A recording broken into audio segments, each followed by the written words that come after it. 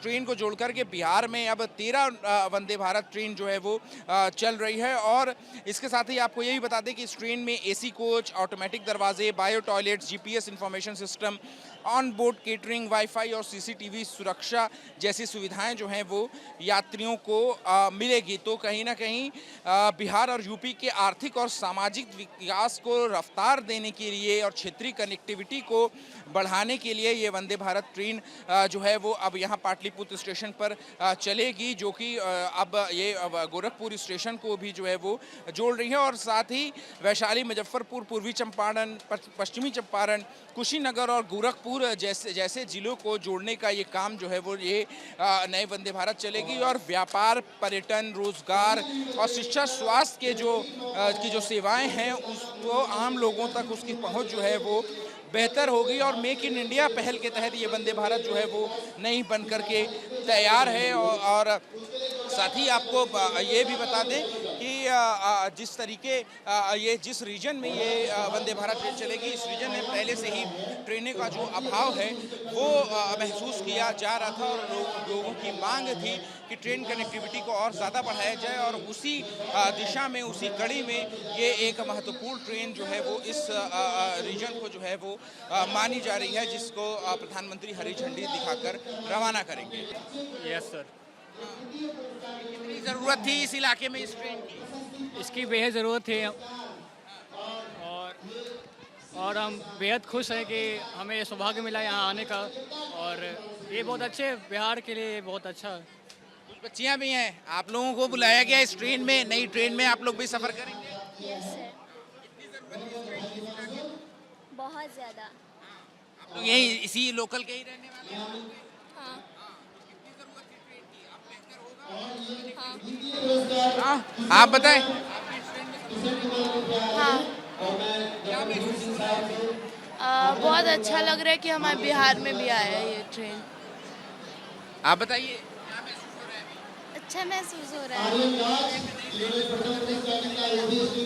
Connectivity बढ़ेगी इस इलाके में?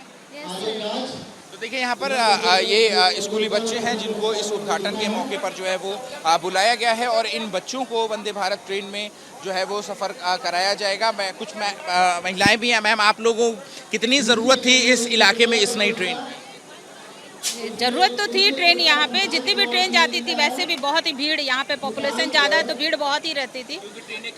ट्रेन कम थी और ये ट्रेन के खुल जाने के कारण लोगों को बहुत सुविधा हो आगे जाने। सीधे गोरखपुर से कनेक्ट? बहुत सुविधा तो बहुत मिल गया है। बच्चे लोग आए हैं मेरे स्कूल के, हम लोग ECR रेलवे स्कूल के सेकेंडरी स्कूल के हैं। और बच्चे लोग बहुत उत्साहित थे।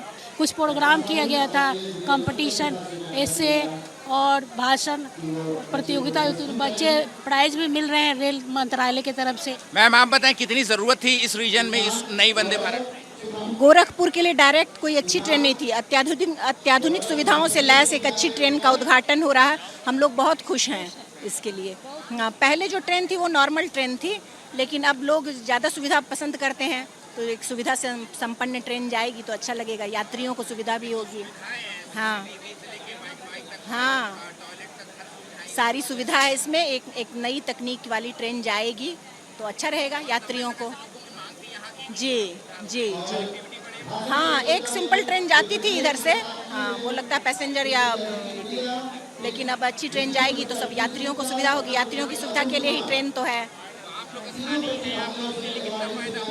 हम लोगों के लिए भी फ़ायदा है। हम लोग भी गोरखपुर जाएंगे या वाया लंबा एरिया कवर करेगी तो मुजफ्फरपुर, नरकटियागंज होते हुए जाएगी, तो मुजफ्फरपुर जाने वालों के लिए भी अच्छा है। विगत 11 सालों में प्रधानमंत्री जी ने बिहार की जनता के लिए जो सौगात दिया है अद्भुत है। और उसी कड़ी में एक पुनः सौगात मिला वंदे भारत के रूप में।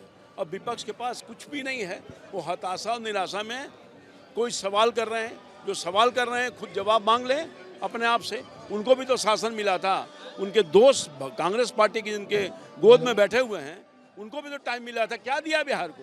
ये सब काम बहुत पहले हो जाना चाहिए था। ये जो फैक्ट्री खुला, रेल का फैक्ट्री खुला है, ये पहले हो जाना चाहिए था। तो सब कुछ नहीं किया। मोदी जी तो कुछ करके दिखाया है और आपको जीवन आसान किया है लोगों को। रोड हो, सड़क हो, यहाँ बेटा में एयरपोर्ट भी दे दिया। तो लगातार विकास का काम हुआ है और लगातार जारी रहेगा, क्योंकि बिहार का शोषण हुआ है कांग्रेस पार्टी के रिजीम में, इनके गठबंधन के सरकार में। अब न्याय मिल रहा है तो इनको बेचैनी हो रही है। बेचैनी ये होते रहे, प्रधानमंत्री जी जब आएंगे जब दिया है, जब आएंगे जब दिया है, फिर दिया फिर देंगे। और सिर्फ इसी बात में नहीं, तेजस्वी लगातार जंगल राज और लॉ एंड ऑर्डर को लेकर कल उनके घर के बाहर गोली चल गई, इस पर भी उन्होंने बहुत सारे बयान दिए। वो कार्यकाल लोगों ने देखा है, कौन जंगल राज था जिससे मुक्ति मिल गई, उन लोगों ने देखा है कार्यकाल को। अभी मंगल राज है, नियंत्रण में है, अपराधी नियंत्रण में है, लोगों का विकास हो रहा है, अमन चैन से जी रहे हैं। जो पलायन हो रहा था वो पलायन रुक गया, पर वापस आ रहे हैं लोग। ये है सरकार, सुशासन की सरकार है, और ये लगातार लोग इसको अपना आशीर्वाद दिया है, फिर देंगे।